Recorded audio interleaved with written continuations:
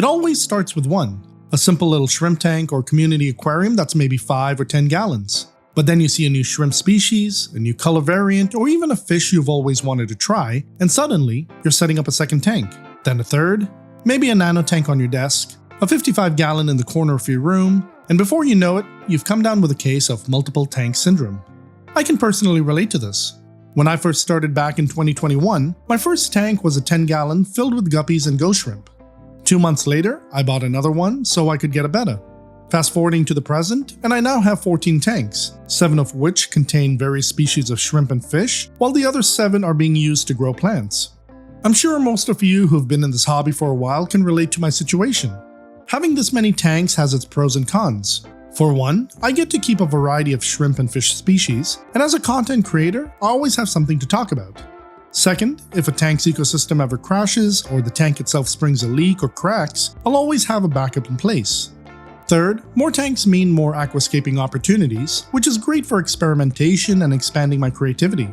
Fourth, with smaller bioloads per tank, I can have more predictable maintenance. But of course, there are some downsides. First, more tanks equals more maintenance.